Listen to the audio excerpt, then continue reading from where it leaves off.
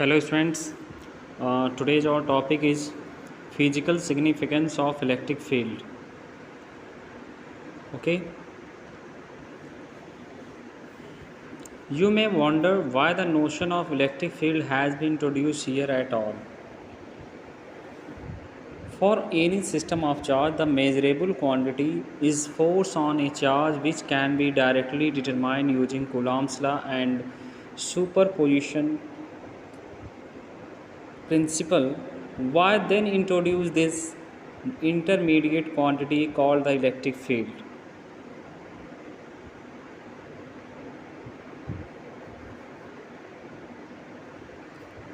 Okay, तो students आप सभी ये जान करके चकित होंगे कि क्यों यहाँ पे इलेक्ट्रिक फील्ड शब्द का जो है नाम लिया गया है, क्यों इससे इंट्रोड्यूस करवाने की बात हो रही है। ओके, क्योंकि इन सब के बावजूद आप जानते हैं कि किसी भी सिस्टम चार्जेस के लिए जो मेजरेबल क्वांटिटी होती है जिसके कारण हम किसी चार्ज पर लगने वाले फोर्स की कैलकुलेशन कर सकते हैं, वो कूलॉम्स लॉ के द्वारा डायरेक्टली फाइंड की जा सकती है। या हम दूसरे शब्दों में ये भी कह सकते हैं कि कूलॉम्स लॉ की सहायता से हम किन्हीं भी दो पॉइंट चार्ज के बीच में लगने वाले फोर्स का कैलकुलेशन कर सकते हैं। ओके,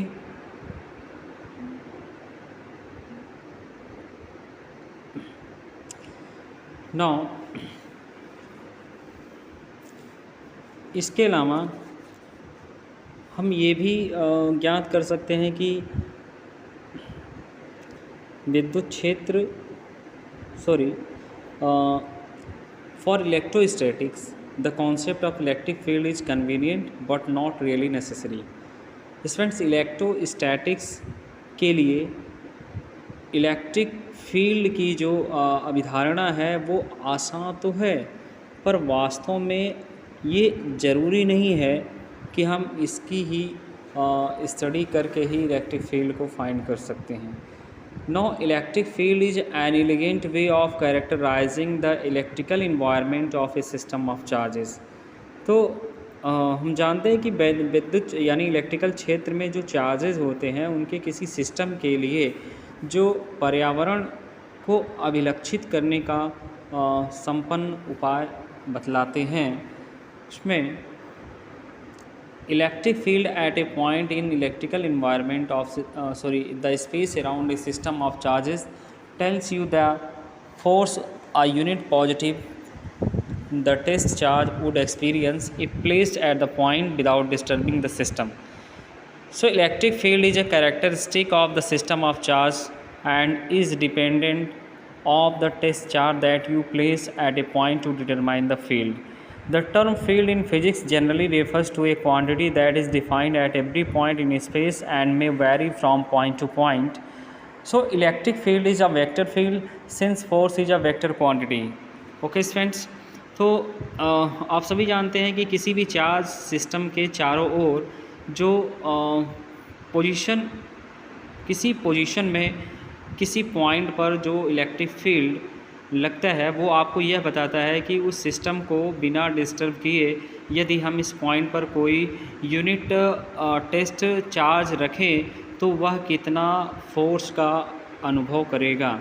ओके, इसके साथ ही साथ इलेक्ट्रिक फील्ड चार्ज के सिस्टम में एक लक्षण यह है कि उस इलेक्ट्रिक फील्ड के निर्धारण के लिए आपके द्वारा उस पॉइंट पर रखे जाने वाले जो टेस्ट चार्ज पर निर्भर करता है।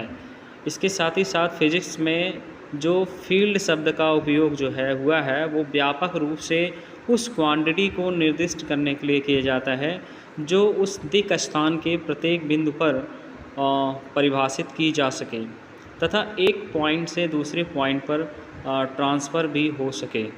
Okay, we know that force is a vector quantity, so electric field is also a vector quantity.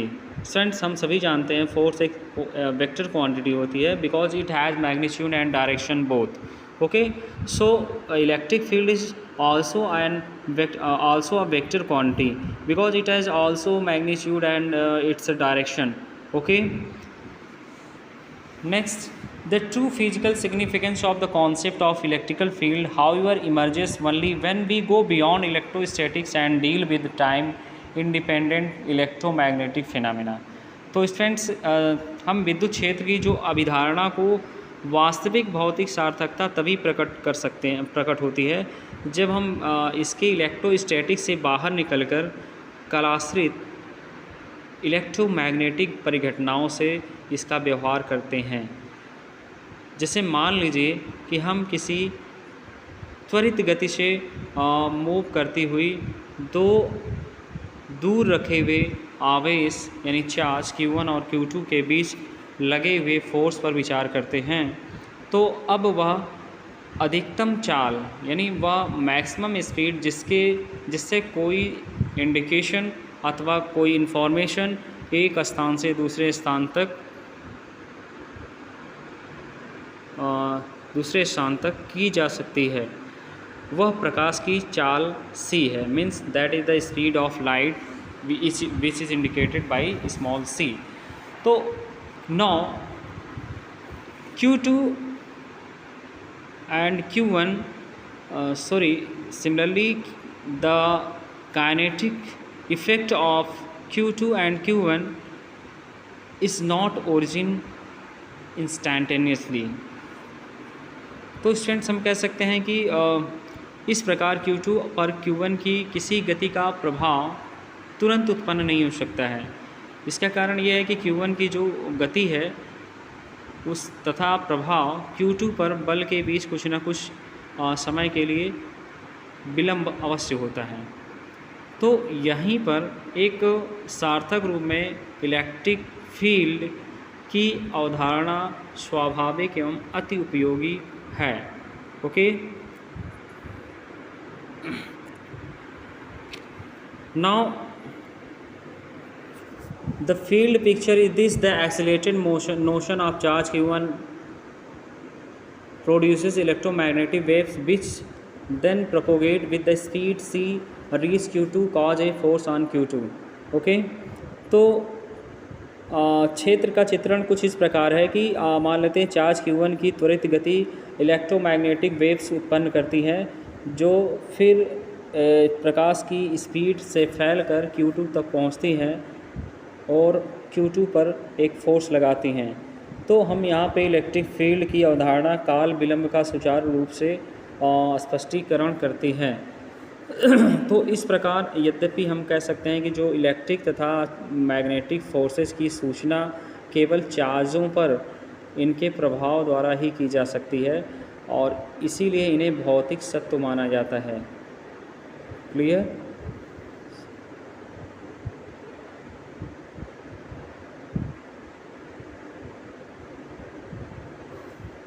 Next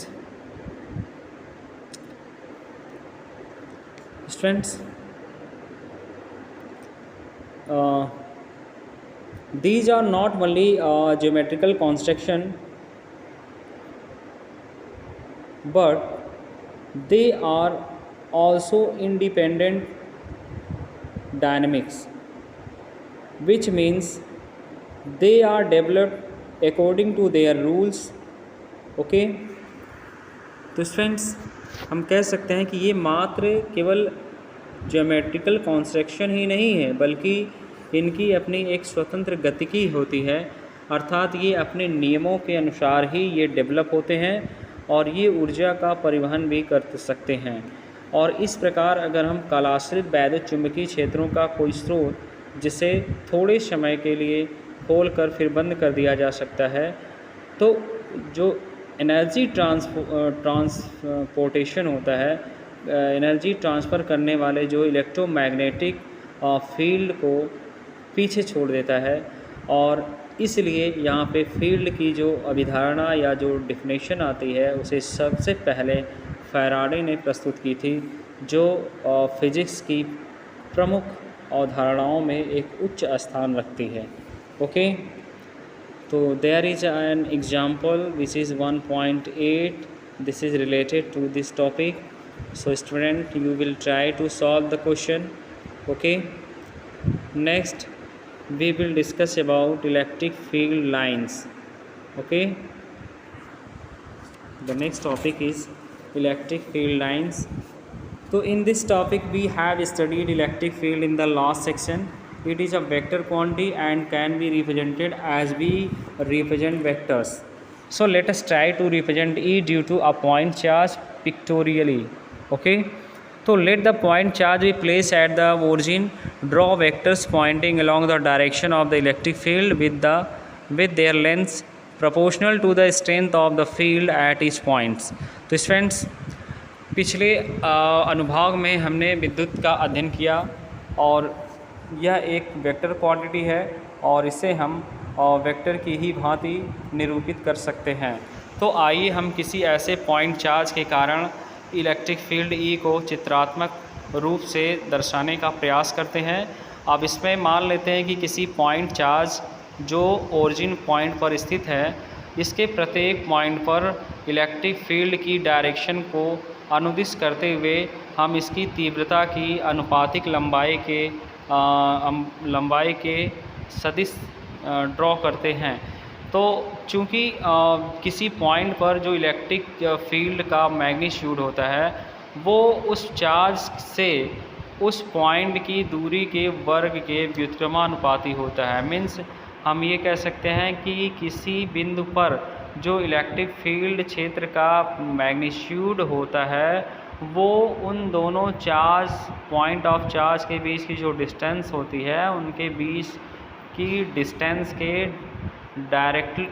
inversely proportional होता है। ओके, तो इस तरह से हम ये भी कह सकते हैं कि मूल बिंदु से दूर जाने पर सदिश की लंबाई निरंतर घटती जाती है और इसकी दिशा सदैव बाहर की ओर होती है, जिसे हम संकेत के द्वारा व्यक्त कर सकते हैं, यानी एक तीर के द्वारा यहाँ पे दर्शाते हैं।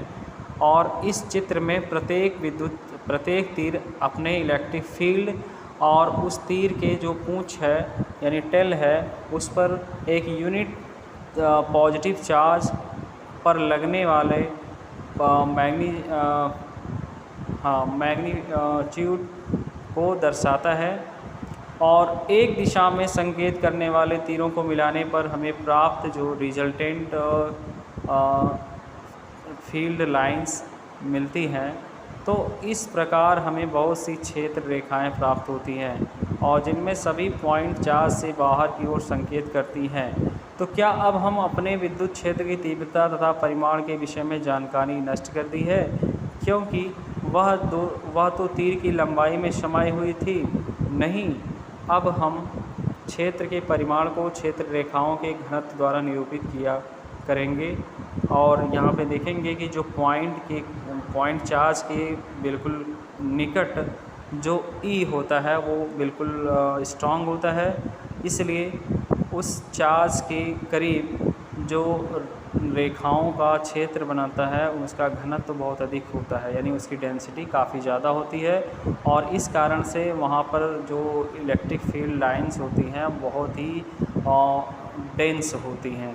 ओके, तो इसी तरह से हम कह सकते हैं कि चार्ज से दूर जाने पर जो इलेक्ट्रिक फील्ड होता है वो दुर्बल हो जाता है, मीन्स वीक होता जाता है, तथा वहाँ पर जो रेखाएं जो लाइंस हैं फील्ड लाइंस होती हैं उनकी डेंसिटी वहाँ पे लेस होती चली जाती है। इसके फलस्वरूप जो रेखाएं होती हैं वो भी दूर दूर नज़र आती हैं। क्लियर? तो इसी तरह से अगर हम ये कहें कि कोई व्यक्ति अधिक रेखाएं खींच सकता है परंतु रेखाओं की संख्या महत्वपूर्ण नहीं है, वास्तव में किसी क्षेत्र में असंख्य रेखाएं खींची जा सकती हैं। अतः महत्वपूर्ण यह है कि विभिन्न क्षेत्रों में रेखाओं का आपेक्षिक घनत्व क्या है वो मायने रखता है, ना कि numbers of lines. Okay,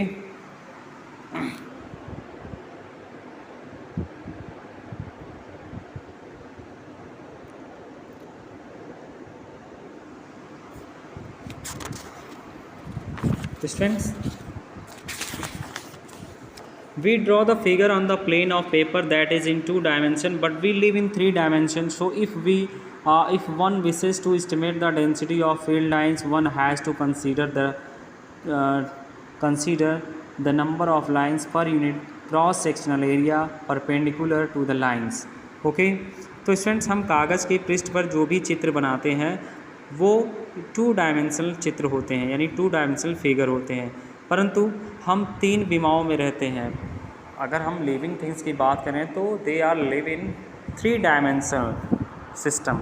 okay, और इसलिए यदि हमें अगर क्षेत्र रेखाओं के घनत्व का आकलन करना है तो हमें इन रेखाओं के लंबवत एक क्रॉस सेक्शन एरिया में ऐसी ही फील्ड लाइंस की संख्या पर विचार करना पड़ता है। चूँकि किसी पॉइंट चार्ज से दूरी के वर्ग के अनुसार इलेक्ट्रिक फील्ड कम होता जाता है तथा चार्ज को परिबद्ध करने वाला चार्ज को क्लोज करने वाली जो क्षेत्र दूरी के वर्ग के अनुसार बढ़ती जाती है, और इसलिए उस क्षेत्र के गुजरने वाली रेखाओं की संख्या सदैव कांस्टेंट रहती है, चाहे आवेश यानी चार्ज से उस क्षेत्र की दूरी कुछ भी हो। ओके, तो we started by saying that the field lines carry information about the direction of electric field at different points in space.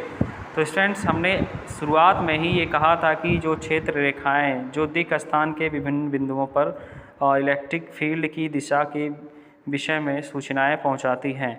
Okay, तो इनमें से कुछ ऐसी ही फील्ड लाइंस का समुच्चय खींचने पर हमें विभिन्न बिंदुओं पर क्षेत्र रेखाओं का जो अपेक्षिक डेंसिटी होती है वो उन बिंदुओं पर विद्युत क्षेत्र की अपेक्षिक प्रबलता को दर्शाती हैं।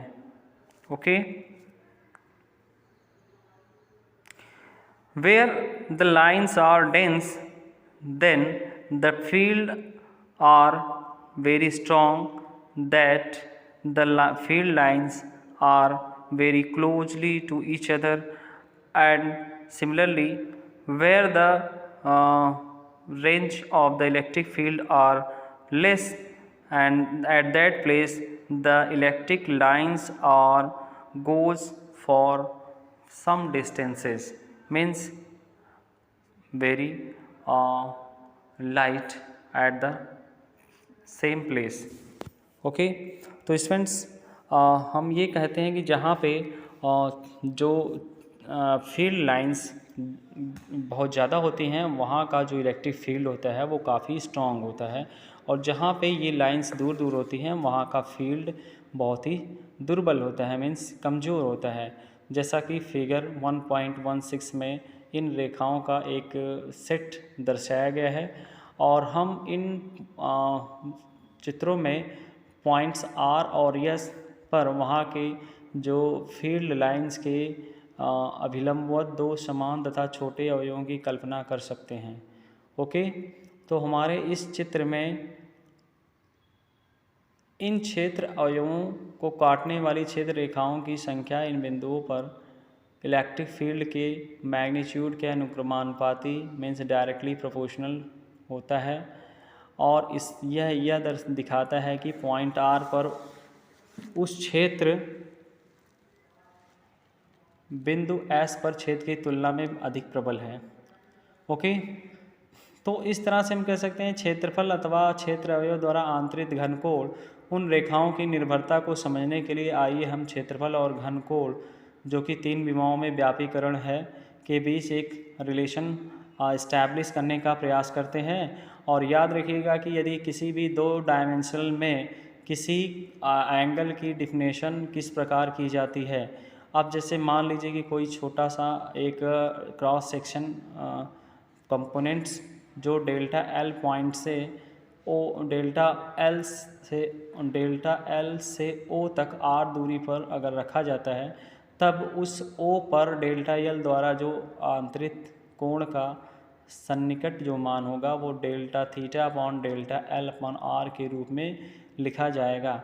और इसी प्रकार हम कह सकते हैं 3 डायमेंशनल में किसी छोटे जो है परपेंडिकुलर क्षेत्र जिसे डेल्टा एस द्वारा दूरी आर पर बनाया गया घन कोण को delta omega is equal to delta s upon r square से व्यक्त किया जा सकता है। Okay, and we know that for any 2 given point the the cubical angle and the number of lines are same in aerial field. Okay, in the given figure 1.16, the charge and the distance of the point charge r1 and r2, which are lies any 2 points p1 and p2, their dense angle which is indicated as delta omega. Okay, तो students in पर जो बनने वाला आंतरिक अवयव क्षेत्र है that is r1² delta omega तथा p2 पर जो internal field components that is r2² delta omega है।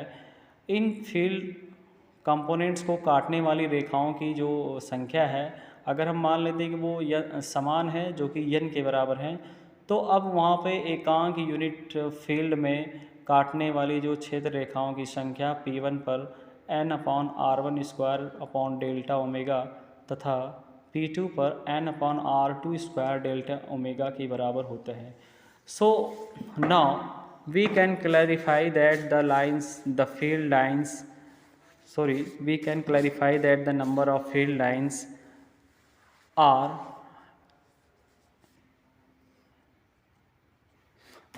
equal to 1/r² and also dependent on it. Okay, so the field lines are discovered by Michael Faraday. Okay,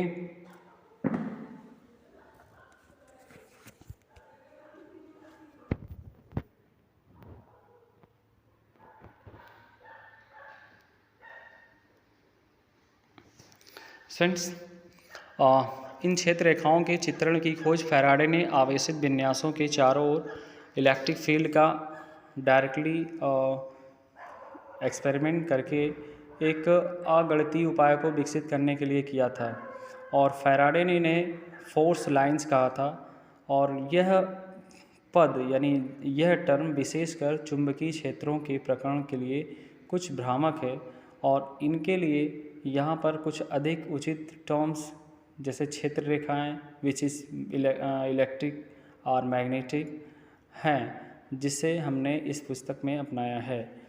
और इस प्रकार electric field lines चार्जों के जो अभिविन्यास के चारों ओर एक इलेक्ट्रिकल फील्ड के चित्रात्मक निरूपण का उपाय है, और इसे हम जनरल फॉर्म में ये कह सकते हैं कि किसी भी विद्युत क्षेत्र रेखा एक ऐसी वक्र होती है जिसके किसी भी एक पॉइंट पर खींचा गया टैंजेंट उस पॉइंट पर लगे नेट बल की दिशा को निरूपित करता है, और इस कर्व के किसी बिंदु पर, इस कर्व के किसी भी पॉइंट पर स्पष्ट रूप से हम उस टैंजेंट्स द्वारा विद्युत क्षेत्र की दो संभावित दिशाओं में से कोई एक दिशा की गणना कर सकते हैं। Okay, so this is the important topic which is related to your physics. Okay, so every students, you listen the audio and try to understand the topic.